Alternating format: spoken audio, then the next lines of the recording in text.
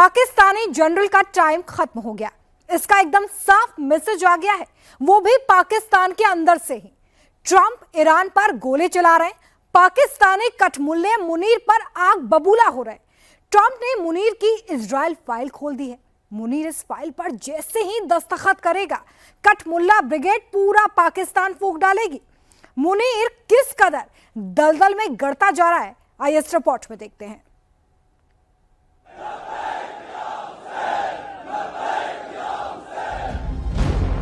General Munir Israel को गले लगाने चला है और उधर पाकिस्तानी मौलाना जहर उगल रहा है।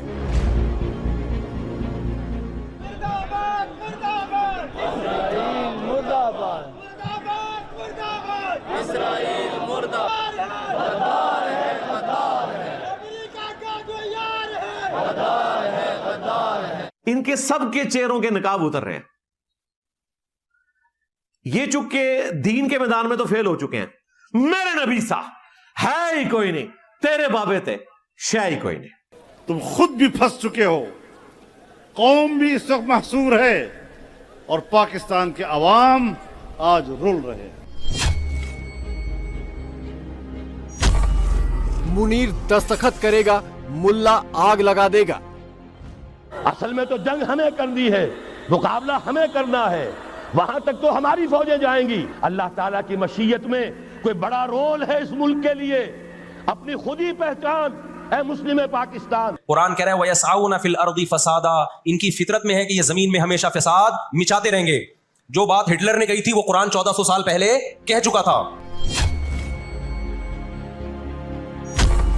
मुनीर ईरान से बचा तो इजराइल में फंसा। अपने आप को शान से मुल्ला कहलाने वाला जनरल मुनीर असली मुल्लाओं के बीच फंस गया है। मुनीर के एक तरफ ट्रंप है तो दूसरी तरफ पाकिस्तान के कठमुल्ले। ट्रंप कह रहे हैं कि इजराइल को कबूल करो, मौलाना कह रहे हैं कि इजराइल को कबूल किया तो गद्दार करार देंगे।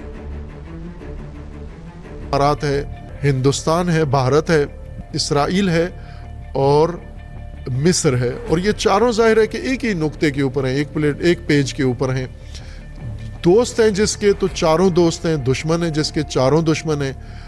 अब जाहिर है कि पाकिस्तान भी इनके दुश्मनों में शुमार होता है, चूँकि पाकिस्तान के इस्राइल और भारत खुले दुश्मन हैं और अमारात भारत और इस्राइल का इत्तहादी है, इसलिए ये भी उसका दुश्मन है। और मिस्र भी इसी जिरगे का हिस्सा बन गया है। भारत एक ताकतवर मुल्क है, अमारात ताकतवर बनना चाहता है, इसने एटमी प्लांट लगाए हुए हैं, असलहे में की दौड़ में सबसे आगे है और जंगी जुनून भी इसके ऊपर है। जाहिर है अमारात के ज़रिए से पाकिस्तान को भी कंट्रोल किया जा रहा है। इसराइल को इसकी ज़रूरत थी, अमेरिका ने यह तोहफ़ा दिया है इसराइल को, और जाहिर है कि ईरान तक मसला रुकेगा नहीं।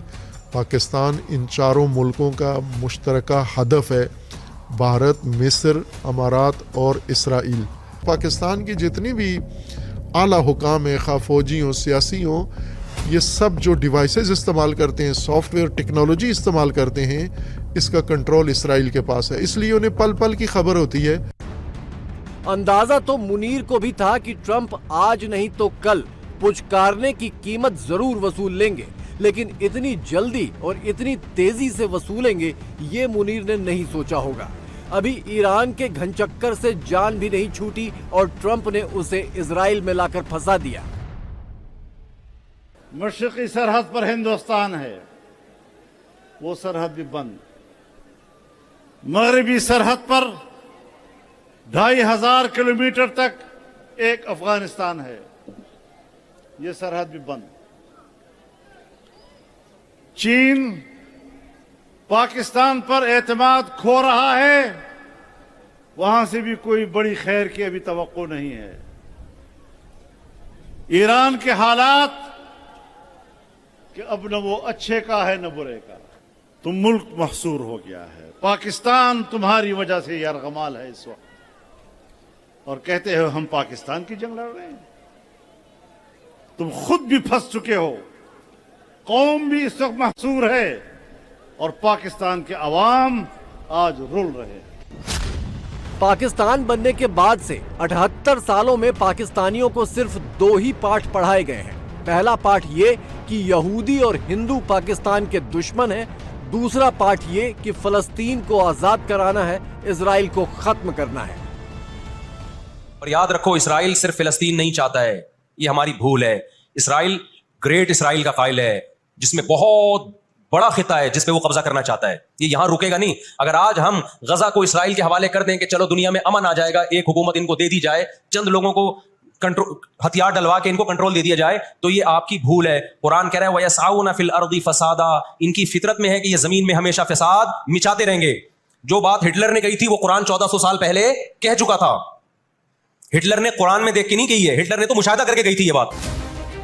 ये तस्वीरें करीब 2.5 साल पहले की हैं, जब हमास आतंकियों ने इजराइल में कत्ले-आम मचाया था। तब हमास के समर्थन में पाकिस्तान भर में रैलियां निकाली गई थीं।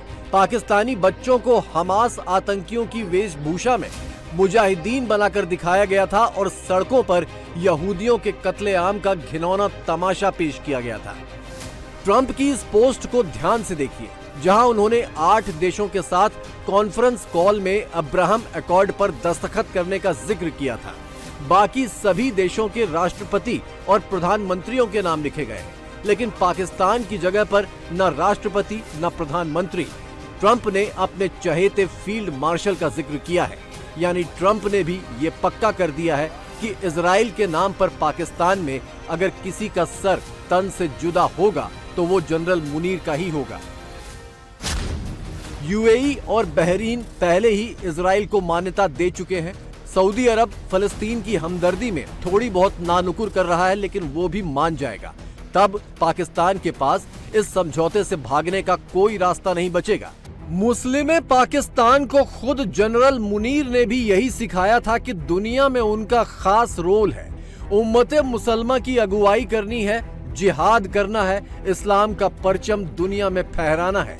इसीलिए 2 महीने पहले जब इजराइल के हमले में ईरान के सुप्रीम लीडर आयतुल्लाह खामेनी मारे गए, तब भी पाकिस्तानी जिहाद की ललकार के साथ सड़कों पर उतर आए थे। पाकिस्तान के अंदर मुनीर के सबसे बड़े दुश्मन इमरान खान हैं, जो अभी जेल में है। ये बेहद दिलचस्प है कि इमरान खान ने भी करीब 3 साल पहले ही मुनीर को पाकिस्तान का गद्दार करार दिया था और एक भविष्यवाणी भी की थी, जो आज बिल्कुल सही साबित हो रही है। मुनीर के लिए सबसे बड़ी आफत बन गए हैं उसके अपने पाले हुए सांप, जो उसके आंगन में मजे से घूम रहे हैं। लश्कर का सेकंड इन कमांड और हाफिज सईद का डिप्टी सैफुल्लाह कसूरी भी अब मुनीर को खुलेआम धमकियां दे रहा है कि इजराइल को मान्यता दी तो छोड़ेगा नहीं। इमरान ब्रिगेड और कठमुल्लों से तो मुनीर किसी तरह निपट लेगा। सड़कों पर गोलियां चलवाने का उसका पुराना तजुर्बा है। इमरान समर्थकों को भी ऐसे ही मारा था और मौलाना साद रिजवी को उनके समर्थकों के साथ ऐसे ही मारा था। लेकिन लश्कर और जैश के आतंकियों के पास तो बंदूकें भी हैं, बम गोले भी हैं और ट्रेनिंग भी पाकिस्तानी फौज की ही है। इनका निशाना अब सीधे रावलपिंडी होगा।